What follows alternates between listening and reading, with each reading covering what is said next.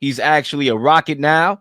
And the question that we have is, did the Suns get enough in the trade for Kevin Durant? And before we answer that question, as we did with the first topic, Zach, your thoughts on the Kevin Durant trade? I think it's a great trade for Houston. I think this is a move that fits them perfectly. If you remember, we did a segment on the Rockets shortly after they lost Game 7 to the Warriors. And I came on this show and I said they should trade for Kevin Durant because they needed more of a scoring punch. Their defense was elite. This team was the second seed in the Western Conference. They had a great season, but it was clear that in crunch time, they didn't have someone to give the ball to and say, get me a bucket. Now they do. And they gave up a lot in terms of like depth. Like they gave up 5 second-round picks. They gave up 2 starters in Jalen Green and Dylan Brooks. But when you look at this Rockets team, they still have most of their premium assets. The thing that makes this trade so unique is the fact that Houston actually has Phoenix's first-round pick next year in 2026, and then 2 years later in 2028.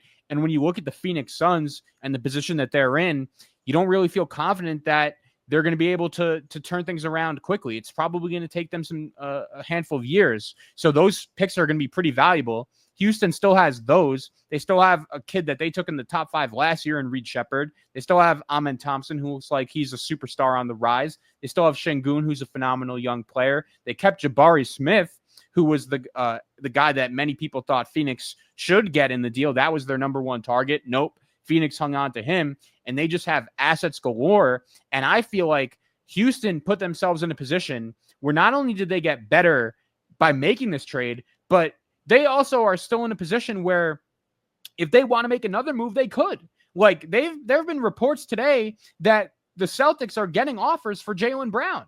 I don't know many teams that could put themselves in a better position in terms of offers to Boston than Houston. They still have a lot of assets. Same thing for Giannis. It doesn't seem like he's getting traded right now, but I still think he could get dealt at the deadline possibly if Milwaukee struggles to start next season. So I think that's where Houston is the winner here. Not only did they make their team better, but they're still in a position to improve their team at the deadline or later this offseason if they want to as well. Yeah, definitely. I think for me, when you talk about the trade, I've said this on the record before, and I'm going to say it again. The idea of having Kevin Durant is actually better than having Kevin Durant. The Nets figured that out. The Suns figured that out. The Suns with Kevin Durant, along with a great scorer in Devin Booker, got swept by the Timberwolves. Didn't even make the playing game last year. And to me, that shows you that Kevin Durant does not have to carry or cannot carry a team anymore. One could argue he never carried a team. Correction, right? But with that being said, the Rockets is probably the only team where I think Kevin Durant raises their ceiling because the Rockets' strength in the past season was defense and rebounding. It was not offense. Their offense held them back, I thought, last year. And having somebody like Kevin Durant in the half court that could generate offense, you could just plug and play him. And I think this team had Kevin Durant last year against the Warriors. I firmly believe, with all due respect to the Warriors, that the Rockets win that series. And what this trade does is not only about how it impacts them offensively when they go into their stagnations, it's about the scoring that he can do with less touches compared to a guy like Jalen Green, who requires more touches and probably will still give you less scoring, right? You take that in consideration, and you also take in consideration that you talk about extensions potentially to guys like Ahmed Thompson. You know, you don't want to have that Jalen Green problem. So you eliminate that Jalen Green problem with the acquiring of Kevin Durant. And I think that's why this trade makes sense, and especially it filling a need, which is on the offensive end.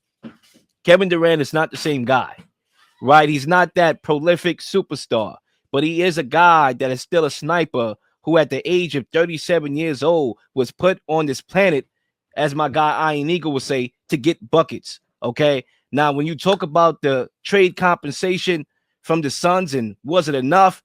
Look, you look at a guy like Jalen Green, athleticism through the roof, but he takes a ton of bad shots. He doesn't impact the game in any category to me. He doesn't rebound. He doesn't defend well. Houston was happy to include him in the deal, I bet, to literally eliminate that problem. Not to mention that when you look at the Suns, they got more guards than a correctional facility, with all due respect. I mean, you got all these guards over there. I mean, what are you planning to do? Okay. Dylan Brooks, I like Dylan Brooks. I think it's a guy that you like if he's in your locker room, as opposed to you hate him if he's on the opposing sideline.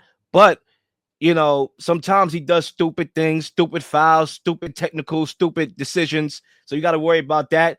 The best part of this whole entire package is the number 10 pick overall, obviously, but you only as good as a draft. So they obviously have to draft the right guy if they're going to use that pick to draft or not.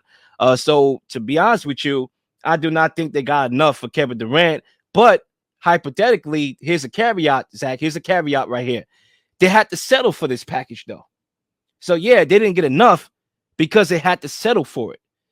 Kevin Durant was always going to go to Houston. You could have put a gun in my head. I was going to tell you that straight up with confidence. Okay, because you look hypothetically at what other deals the Rockets could have got. You're talking about a 37-year-old player out of his prime, right? You're talking about you look at what he went for. He went for 4 first-round picks. You think you was going to get that back? Nah, you wasn't going to get that back in return. The Timberwolves, yeah, he didn't want to go there. He has leverage. He has a contract that's expiring. So he eliminated them from the conversation. You got the Spurs.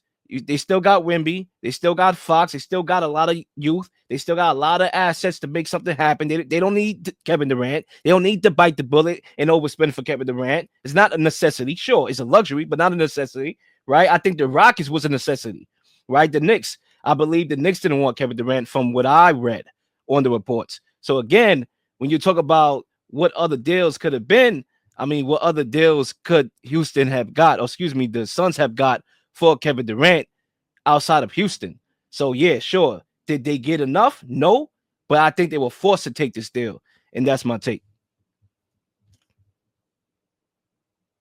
And my guy Zach had lost. We gonna get my guy Zach back on. Zach. Yeah, I heard your whole take. I thought it was good. My mic just unplugged and I had to go back, refresh, and was in the waiting room. So I'm happy you brought up Minnesota, because I think here, if you're Phoenix, this is the perspective I think that you're really just regretting how you did business. So the whole disconnect with Phoenix and Durant started at the deadline last year, when the Suns were actively talking to Minnesota and other teams about a possible Durant trade at the deadline last year, but Durant had no idea. And Durant saw the reports and he was surprised by that. And he just said, you know what, like, I got to get out of here.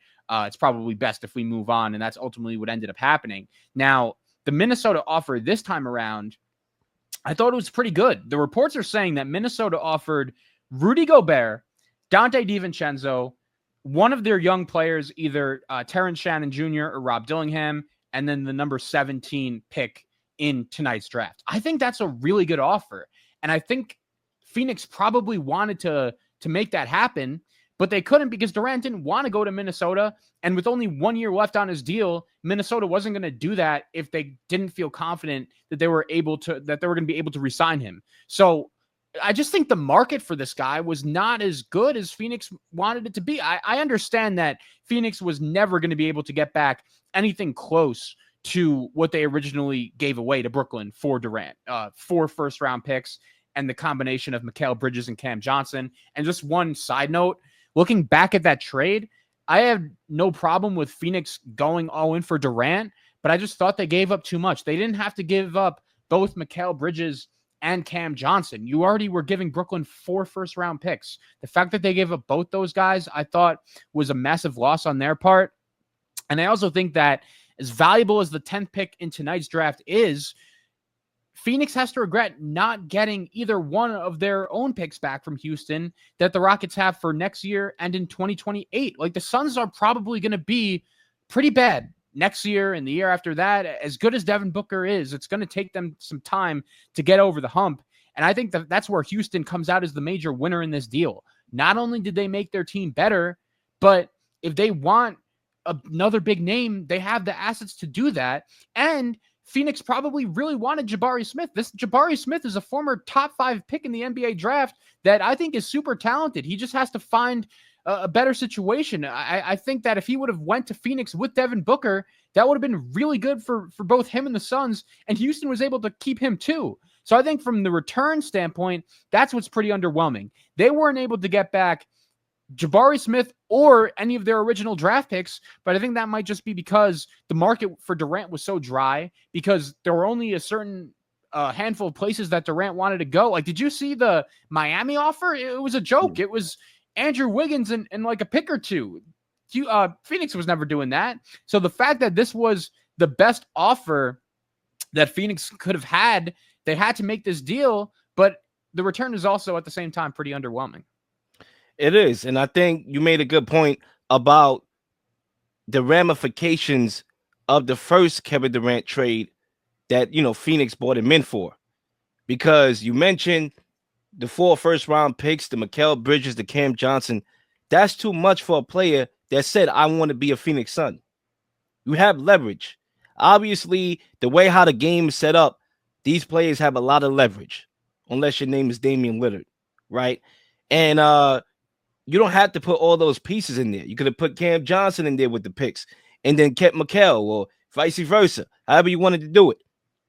And I think because they made that mistake, obviously it had implications on them trying to get rid of Kevin Durant, because you're basically getting the last good quality years of like great Kevin Durant play. Not that you get good Kevin Durant play in the right situation, which this indeed is the right situation, but we talking about great Kevin Durant play, which I don't even think they got great Kevin Durant play. But on the optics, it looked like the last great Kevin Durant play. By the time you trade him, you're going to get a shell of that package. So they was always going to get a shell of that package. Could they have gotten more? Sure. Could they have gotten a young star from Houston? Possibly. But Kevin Durant created that leverage for himself, which also created Houston leverage. So now I think when you talk about the deal, not the deal, but the roster and how it looks now, it's a great fit. Again, he doesn't need the ball to impact games, right? He doesn't tamper with their identity. They're still going to be defensive-minded. Houston is. A team that can switch, a team that can rebound, a team that can defend, and then you add in a plug-in sniper, somebody sure that is a shell of himself, but still good enough to get the job done. But Zach, I do want to address this from the Suns' perspective. What they need to do from here on out, if they can, is take a page from Boston and their blueprint right now and how to get under that second apron. Because you look at Brad Stevens and what he's doing with Boston right now, putting on a cap space theatric masterclass by adding talent while shedding larger salaries. Obviously, Bradley Beal is the biggest conundrum here. And Zach, I said this before, the take for 99 is horrible business. I do not understand why teams negotiate or allow players to negotiate a no trade clause. It's the worst business you could do in sports. And I understand they didn't do it. I understand the Wizards did that, but they knew that he was coming with that. Obviously, it's horrible business. So until they fix that issue, then I think they could take on that or copy that blueprint that Brad Stevens is showing the league right now and how to get under that second apron. Well, the thing that's crazy about Bradley Beal, like if I'm not mistaken, him and LeBron James, I think are the only 2 players in the NBA with a no trade clause. So this is very rare. And the credit to Bradley Beal's agent, he finessed the Wizards into giving him that no trade clause. I do agree that he is the number one issue with the Suns right now. That trade was never going to work. I didn't understand it at the time. It was never going to be a great fit with him and Devin Booker. And there was even a report out of Phoenix I saw that Bradley Beal's not going to be on the Suns next year. Even if they can't trade him, they're just going to buy him out, which makes it very hard for them to get under that second apron. And the reason why this Suns situation is so bad is because even if they can't even tank, like they don't have their picks. Like I've seen a lot of people saying like, oh, They should try to trade Dylan Brooks now. They should try to trade Jalen Green now. No, this team is going to try to be competitive next year because there's no point in tanking. They don't even have their picks. And when you're ranking the worst situations in the NBA right now, the Phoenix Suns have to be at the top of the list. Matt Ishbia, credit to him. He wants to win. He's willing to spend money to win, but it's clear that this guy has no idea what he's doing. And the fact that he's from Michigan State, for anyone who doesn't know about him, he was actually a walk-on on the 2000 Michigan State basketball team that won the national championship back in the day. And if you look at what he's been doing, he hired this GM, Brian Gregory, who has no business being an NBA GM. The only reason why he got that job was because he was an assistant coach he coached Ishbia at Michigan State. He was a college coach, and he was not a very good college coach, and he's worked in the NBA for like 1 year. He's the guy that's the GM of this team right now. Their new head coach, Jordan Ott, credit to him. He was one of Kenny Atkinson's top assistant in Cleveland. Maybe he's a great coach, but where did he go to? Michigan State. That's where he knows Matt Ishbia. The Suns have the 10th pick tonight. Are they going to take Jace Richardson, Jason's kid, because he went to Michigan State too? Maybe. I don't think it's unlikely. So the way this guy's doing business right now, it's just not great. And when you rank the worst situations in the NBA, I think Phoenix has to be at the top of the list. And I know Devin Booker is a huge Kobe Bryant fan. Like, that's his idol. And he wants to stay in Phoenix like Kobe did in Los Angeles. He just wants to stay with one team for his whole career. But if Devin Booker ever wants to win a championship, this guy was in the NBA Finals not that long ago. I don't know if Phoenix is going to be the place for him to do that. That is just a rough situation right now. And I think if you traded Devin Booker, you would get way more than what you will be getting for Kevin Durant or what you got for Kevin Durant. So I think sometimes these organizations do have to accept the reality that they can't run away from, which is a rebuilding situation. And I understand we don't like that word, rebuild. We don't like the tanking word. But I think it's in the best interest from the Suns, from a long-term perspective, to want to, take part in a rebuilding. And I'm not going to say the forbidden words here after that. You're just going to leave it at a rebuild.